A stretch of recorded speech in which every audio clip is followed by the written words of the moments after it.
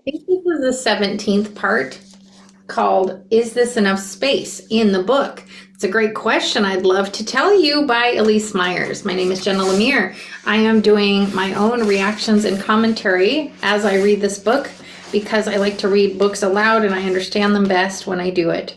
I don't expect anyone to read this. If you happen to be this far along and are enjoying yourself and feel buddied up with me and maybe you're a super fan of hers or something, then awesome. Please tell me in the comments. Otherwise, I'm just going to pretend like I'm talking to space. Is that enough that I'm talking to space? Says the chapter, is this enough space?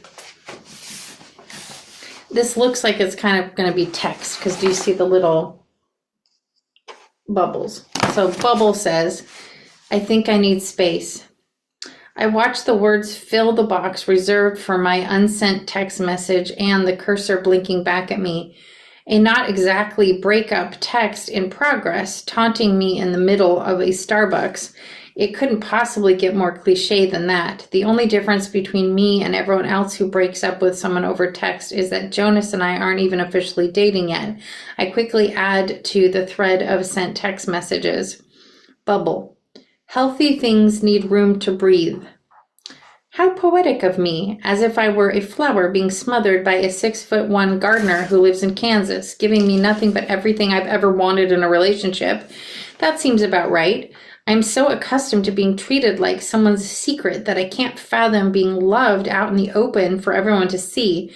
From my very first encounter with Jonas until now, he has been fiercely generous with his affection toward me. It all feels too good to be true. He feels too good to be true. It makes sense to leave him now. We've not even kissed. I don't know what it is like to hold his hand. My face doesn't know what it feels like to be brought in so close to him that I'd rather not exist at all than exist apart from him. If you don't count 4-hour video calls in the middle of the night as quality time, then we're practically strangers. Strangers who need more than the existing 1,500 miles of space that already live between them. I shut the notebook I'd been journaling in when I came to the conclusion that spending another moment talking to Jonas would only result in heartbreak. This is for the best, and I have no other choice than to believe that. Never mind that I'm too afraid to let myself sit still long enough to realize that I might feel like I have made a terrible decision. Elyse, I hear an almost familiar voice calling out from the long line forming at the cash register. Elyse Jones? I thought that was you. I would recognize your curly hair anywhere. Either he's obsessed with me and has committed my appearance from every angle to memory, or he's kept up with me on social media. Somehow both are equally as flattering, and they shouldn't be. The face I'm looking at belongs to a boy I had a crush on for roughly 5 minutes when we went to high school together. He is the brother of an acquaintance, and the last time I saw him, he was much less attractive, with a mouthful of metal and rubber bands. These last 10 years have been kind to him, and I'm having a hard time reconciling the boy I used to know in high school with the man standing in front of me. Stephen? Oh my God, what a surprise. How are you? I'm good, very good, even better now. How are you? Can I sit? His question is apparently rhetorical because he's already pulling up a chair. Stephen continues his rapid-fire questions. Do you live around here? You live in Australia, don't you? Do you love it? What's it like? How are you in town? How long have you been gone? Whenever I'm presented with multiple questions in a row, I never know how to answer them. Do I string every single one of them in a row in the same order they were asked? Do I answer the last one? What's the proper protocol here? God, and you know what? That is hard for people who are neurodivergent to get a blast of them. But I also notice I ask people a blast of them. So I'm like the Stephen guy. I would blast all of them. And even though I know it's hard for people to answer, I can't help it for some reason. It's weird. I'm good. Sure. Not really. I just moved back. Yes. Sunny and gorgeous. Only a few months before I moved to Texas. 3 years. I opt for rapid fire answers matching his level of enthusiasm and speed. I watch him try to match which answers belong to which questions, then give up entirely. I hesitate to ask him any follow-up questions about himself, partly because I don't know enough about Stephen anymore to think of something meaningful to ask him, but the bigger reason is that I throw the conversation ball back into his court. or if I do, it will keep him at this table longer than I'd like him to be. I can almost see the awkward silence growing between us, right on top of this two-person table. If this were any other day, my need to be liked would overshadow my need to be alone.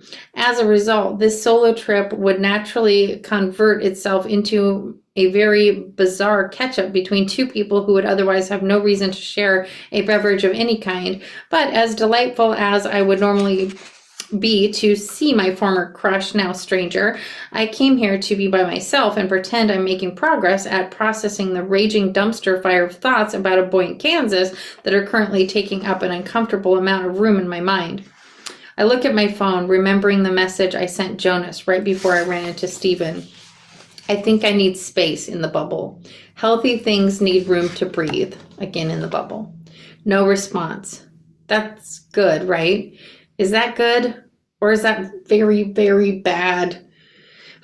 An emotion, regret, that I'm unwilling to categorize has expanded in my chest, and I can feel it beginning to make its way into my stomach. Granted, it's been all of 6 minutes since I sent that message, which isn't nearly long enough to worry if Jonas is ignoring me or not. Then again, I asked for space, so if he was ignoring me, wouldn't I be getting exactly what I asked for? I wish I'd never sent the text. That's why I'm very glad I did. I've recently gotten into sword making. Well, okay, maybe that's Stephen saying. Okay, I recently got into sword making. Well, if there was anything Stephen could have said to immediately pull me out of thought spiral, that'll do it. I slowly lift my face and trail my eyes over Stephen's expression before asking for more information. His face is incredibly void of any telling emotions, which makes me wonder if I heard him correctly. I'm sorry, did you say sword making? Yes, sword making. I've gotten really into woodworking and welding. I make swords in my free time. Do you want to see? They're really cool. His face lights up with pride as he talks about his hobby, and it's a nice sight. Stephen's face is already attractive without the joy that's currently overtaking it, but this excitement is a good look on him too. I hear myself say, sure, I want to be alone, but my curiosity is forcing me to see this situation all the way to the end. I'm not going to let somebody tell me they're into sword making and then not ask to see a picture. What a perfectly strange distraction from my current situation. Without skipping a single beat, Stephen pushes his chair away from the table and stands up. I was expecting him to reach for his phone and begin scrolling through photos of handmade swords. Instead, he says, "Follow me. I have one in the trunk of my car." No, is what I should have said. There's a big pause. So in this thing, it says, no, pause, is what I should have said. Okay, is what actually leaves my mouth. People pleaser mode has officially been engaged. I'm almost positive that I'm either going to be kidnapped or shown a body part Stephen has affectionately named his sword. The closer we get to the coffee shop exit, the louder I can hear my brothers yelling at me in my mind. And then there's like a picture of people yelling at her in her mind. Smart people don't follow strangers to their car. Not even strangers that you used to know. Not even if they offer you a peek at their homemade sword. That's the funny. I was actually on my way to deliver this custom piece to the person who just bought it. I only came in to grab my green tea and was going to leave, but then I saw you. I have no idea which part of that sentence feels safest to address, if any part at all. What I do know is this: Stephen preferring to drink hot green tea over literally any other beverage on a day when it's 95 degrees outside is somehow less shocking than it should be. We push our way through the glass door with a considerable amount of effort, and my entire body is shoved backward by a warm wall of dry wind. I hate the heat, but I've always had a special place in my heart for the Santa Ana winds, which feel so very California in this present moment. I've already been back for 9 days, but this is the first time I've really felt happy to be here. I'm right here. He gestures to the silver Honda Accord parked right in front. If I had to guess, it was built sometime in the early 2000s. We're still so close to the coffee shop that I can see the whites of his eyes of the eyes of the customers sitting at the tables along the window. I decide right then and there to use this as my very level-headed reason for accepting such an outrageous offer, should anyone question my survival skills at a later date. Sure enough, Stephen opens the trunk of his car and reveals a very real, very non-metaphorical sword. The handle is made of dark red wood, smooth and shiny, like it's been polished and sealed with a glaze. The metal blade is long, sharp, and it's a sword, a real sword. And Stephen just pulled it from the trunk of his car. This is not at all what I was expecting. Nothing about that declaration sounded like a compliment, but Stephen thanks me anyway. The look on your face when I said I make swords told me as much. He releases a self-deprecating laugh into the warm air, which gives me permission to do the same. But my body is flooded with so much relief that I laugh twice as loud and twice as long as he does. All at once, the full realization of the last 15 minutes falls on me. I feel so homesick. How is that even possible? I'm in California, and California is a home. At least it should feel like home, shouldn't it? I feel so homesick I could cry. Stephen is telling me the story of how he got into the hobby of sword making. I'm doing my best to pay attention, but my best is to pretend. I don't want to be here anymore. At the coffee shop, in California, in this country even. I miss my home, and apparently my heart has decided that home is Australia. I knew I loved living there, but I didn't know how. Oh, that sounded like a fart. It's okay if I did fart, but I didn't. It's my chair. Now I want to fart just to prove that I'm okay with farting in front of you. Oh, sorry. Switching. Okay. I knew I loved living there, but I didn't know I'd feel lost like this, trying to belong anywhere else. Elyse, stop it. California was, I don't know if she's talking to herself. Elyse, stop it. I think she is.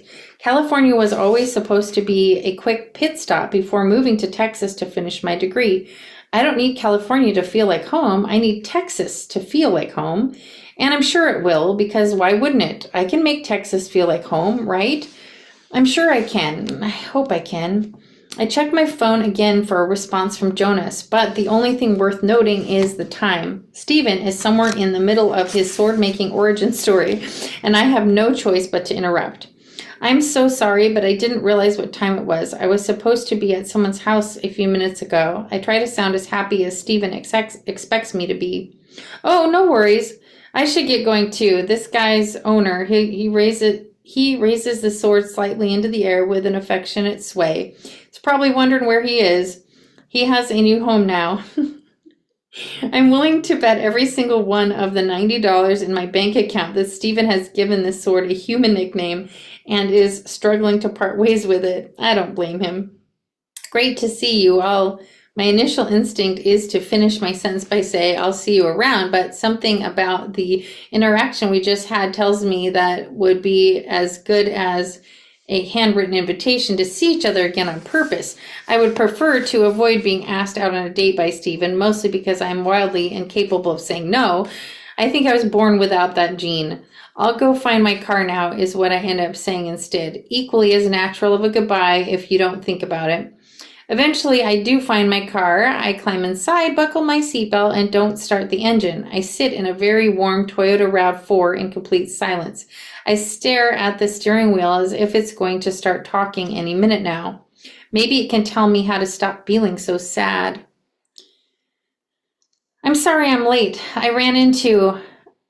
I looked down at my hands and realized it looks like I made myself late to Tessa's house because I stopped for an iced coffee and then didn't even have the decency to ask if she wanted anything. This coffee didn't make me late. A sword made me late. I was already drinking this coffee when the sword happened. A sword? Tessa is holding her new baby in her arms, and her shirt is covered in stains I would rather not know the origin of. I feel like an asshole for not thinking about bringing her a coffee. I don't want to talk about the sword. Here, take this. I hand over my drink. I've taken a total of 2 sips from it since ordering, because between all the space and swords, I forgot my coffee existed. Tessa is 7 years older than me. We met at a restaurant that we both used to work at and became friends instantly.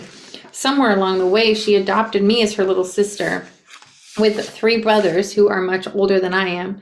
I always craved that kind of relationship crave the kind of relationship I have with Tessa. I feel comfortable running to my brothers for advice about anything, knowing they'll have wisdom to share when I need it, and sometimes even when I don't. For most things, their insight is more than sufficient, but sometimes I really need advice that doesn't land in the ballpark of fuck 'em, or it could be worse. I know you didn't get this coffee for me, but thank you anyway. She takes a sip and lasts so long that I wonder if she's trying to chug the entire thing all at once. There isn't much that Tessa would consider off limits when trying to make me laugh, so a spur-of-the-moment chug wouldn't surprise me at all. Sit, she commands, pointing in the direction of her couch. I carefully step over the minefield of children's toys scattered on the floor and make my way across the living room. I can feel her eyes on me as I get situated. I'm afraid to look all the way up to give her access to my entire face, which is undoubtedly displaying all the emotions I'm attempting to hide until I'm ready to talk. So, how are you? Please don't. You are so bad at small talk. Please do not start with small talk. I love you and you don't need to pretend with me. Noted. I've been gone for a long time. I'd forgotten what it was like to be insulted and then told I'm loved exactly the way I am, all in one breath. It's harsh and very refreshing, which sums up Tessa perfectly. To summarize, I like a boy, he likes me back, maybe even more than I like him. I got scared, I ran away, figuratively, not literally, maybe literally as well, I don't know. Either way, I think I regret it. Boom, you're all caught up. Not a single reaction comes from the kitchen, from Tessa or Riley. It's as if her son had been briefed on my fear of long-term commitment before I got here, and this comes up as no surprise to either of them. Many seconds pass before Tess opens her mouth to speak. Then she closes it immediately. More silent seconds. So many more than I'd prefer. Okay, she finally says. And then she says nothing else. Okay? What do you mean, okay? It sounds like you figured it out yourself. You regret it. What do you want me to say? That I agree with you? Or that I agree with you? I mean, I don't know. Do you think I should regret it? Usually you have a lot to say, but today is the day you decide you're suddenly the silent type. Usually you'd be telling me to stop being an idiot by now, to call him and to tell him someone stole my phone and responded to hundreds of my unread texts from me. Tell him to disregard any messages he might or might not have received from a very polite thief in the last hour, especially if they have anything to do with space. Elyse, you didn't even ask me a question. I don't have a clue who you're talking about. I realize this is the first time I've talked to anyone about Jonas. I want to vomit at the thought of trying to catch her up on an entire month's worth of FaceTime calls, texts, and mini emotional breakdowns about a boy who lives in Kansas. I tell her everything as quickly and as honestly as I can.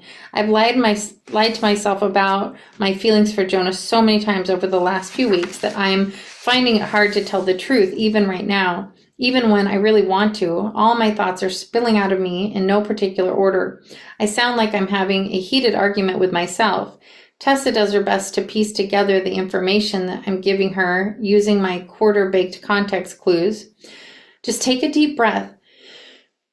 I can't just hear that without being suggestible, so hold on. Let's all take a deep breath together if you're with me. Ready? Go.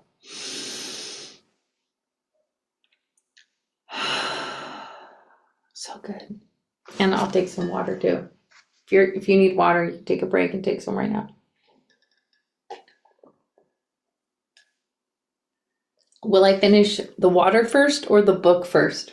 There's quite a bit of the book left. Not a big water drink. I mean, I need to be a better water drinker. Okay, here it goes. Just take a deep breath. I stop talking mid-sentence and follow her instructions. Deeply, I breathe in. 2, 3, 4. A few seconds go by and I'm holding the oxygen in my lungs, waiting for further instructions that never come. We're staring at each other in silence, expecting the other to say something. Jesus, Elyse, breathe out too. I figured that was implied. I breathe out as I'm instructed. I'm tempted to recap everything I've shared. The grocery store, the shirtless beard shaving at 4 a.m. over FaceTime. Ooh, that's hot. Shirtless beard shaving at 4 a.m. over FaceTime. Oh, I want to know about that. All of it. Even even the like I have for Jonas that's growing in my heart by the minute, and the space I just requested as a result. But now that is all out of me. I can't possibly say everything again and as honestly as I did the first time.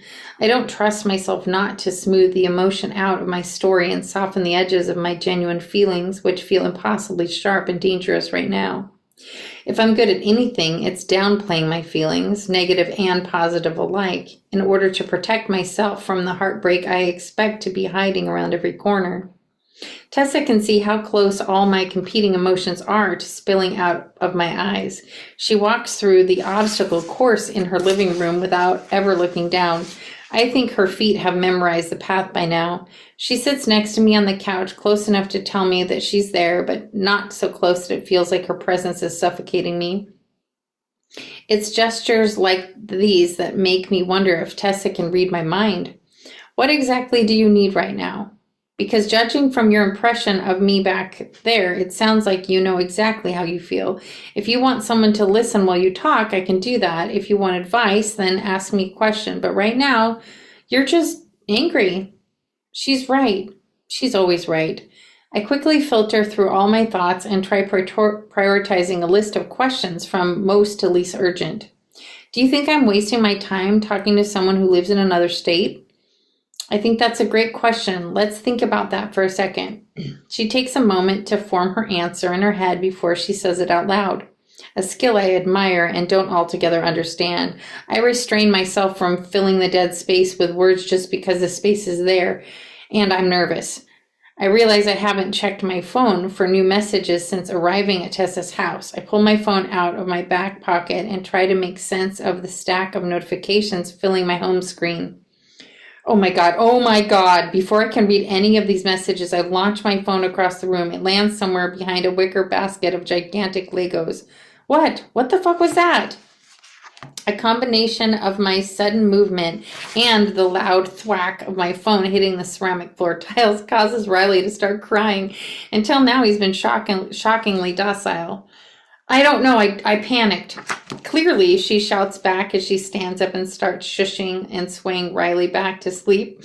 I'm so sorry. My God, I'm so sorry. Is he okay? I didn't mean to scare him. I just panicked. Got it. Is your phone okay? By the sound it made when it hit the ground, I highly doubt it. I run across the room, stumbling through the obstacle course, and barely make it to where my phone landed without rolling my ankle. I examine my phone from front to back, looking for anything that resembles a very expensive spider web on either side as I rescue it from the floor. The phone's fine, I say, relieved. If I wasn't so embarrassed that my first instinct when I get text I'm too nervous to open is to chuck my phone across the room, I'd be impressed with the softball skills resurrecting themselves from the hobby graveyard lingering in my body. I'm guessing Jonas texted you back? Yes. Tessa's swaying and Riley's almost all the way settled. She's looking at me like I'm a season finale cliffhanger on one of her favorite shows. I don't think she's been around this much real-life drama since the going-away party she threw for me before I moved to Australia. We took shots of spiked lavender lemonade and drunk text my exes to see who would respond first. The canyon between her life 3 years ago and her life right now is suddenly very obvious to me. The only thing different about me is that I have a couple more exes to add to the list, and now I can legally take shots. Hello, are you going to read Jonas' messages, preferably out loud? I tap on the most recent notification, and our conversation thread fills my screen. It reveals a long string of new texts, all sent one after another. I read them one at a time, first to myself and then out loud for Tessa to hear. And then it shows all of them here. But I love what she did here because this one is the things, what is it? Healthy things need room to breathe is like, I love that that was, I don't know, it's kind of like halfway smudged out because what the important stuff is the new stuff. That was a nice touch. Today at 11:20 a.m. Hey, I'm sorry I didn't respond sooner. I'm over at my friend Mike's house. We're catching up. I know you just asked for space, and I completely understand, so let me go ahead and acknowledge that what I'm about to ask you seems insane. I'm actively still here at Mike's house. I was telling him about you, and then out of the blue, he asked if he could fly you to Kansas so you and I can hang out in person. I guess he has all the airline miles because he flies so much for work. He has his computer out right now, and he's literally looking up flights. How would you feel about spending a week with me in Kansas? We can get to know each other in person. If you decide you like me, great. If it turns out you don't, that's fine too, but at least you'll know for sure. He said he's just looking at flights in August, maybe sometime around your birthday. I swear this was his idea. What do you think? If the idea of this is too much or you need some time to think about it, that's totally okay. I'm sure this feels like a lot. Just promise me you'll think about it. Please don't be mad. Mike bought a couple of flight options just in case. You totally don't have to use them if you don't want to use them. There's no pressure here, but the flights are yours if you want them. And then there's Elyse, where there's like little ... We don't say anything for a handful of minutes, maybe a couple handfuls of minutes. It's hard to tell. In complete silence, we stare at each other. We are both unsure of how or where. Oh, wait. Oh, yeah, okay. I didn't know if that was him doing even more, but it says Elyse. Okay, so she's just ... Okay. We're both unsure of how or where to start. The longer I take to speak, the less I'm sure of what to say. Tessa breaks through first, her voice a barely there whisper. So that is really like I start to second my understanding of what I just read and maybe my ability to read at all. I decided to go through the messages quietly to myself for a third time, just to make sure. You can never be too sure. And I'm not even a little bit sure of anything at the moment. My legs are having a bit of trouble keeping me upright, so I plop myself on the ground, crisscross applesauce. The tiles are cold underneath me, and I wonder what it would feel like to press my face against them. I think that would feel nice. I love pressing my face against things, and especially like cold glass. It's weird she said that. I always think, what would this feel like if I pushed my face into it? Oh, that's kind of weird. I think I'm overwhelmed, and I think that would feel very nice. I think the tiles are dirty, and I think I don't care. I lie on my stomach, and half of my face is touching the tiles now. I was right. This feels very nice. Tessa has remained quiet, completely unfazed that I'm lying on her kitchen floor. She's still swaying from side to side with Riley in her arms, waiting for me to mentally come back into the same room as her. I open my mouth to speak. This time, a fully formed question comes out. Did he just invite me to spend a week with him in Kansas? No, babe, he didn't. He bought you a plane ticket to Kansas. I want to laugh because if this were happening to anyone else, everything about this would be very funny. What a perfect Hallmark movie this would make, I think, and also very predictable plot of a true crime podcast. I think immediately after that, probably even a little bit louder than the thought before it. Fuck the space. Forget about it. You're going to Kansas, right? Please tell me you're going to Kansas. I mean, who turns down a free trip to Kansas? A free trip to Kansas. Now a free trip to Kansas? I don't know how she's saying it. Read the audio or listen to the audio. Now I am genuinely laughing. This has officially become all the way funny. I mean, this with all the respect in the world, but what the hell am I going to do in Kansas? I've spent a grand total of 15 minutes in the same room as Jonas. I like him, yes. You like him so much, she quickly adds in between my thoughts. All right, yes, I like him so much, fine. But I can't just go to Kansas. Fuck the space, Elyse. You're going to Kansas. Ha! And then it says, the staircase to Kansas for our next little chapter. More water.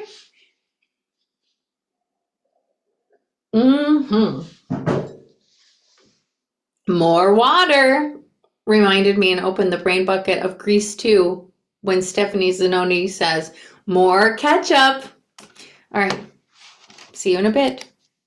Next part.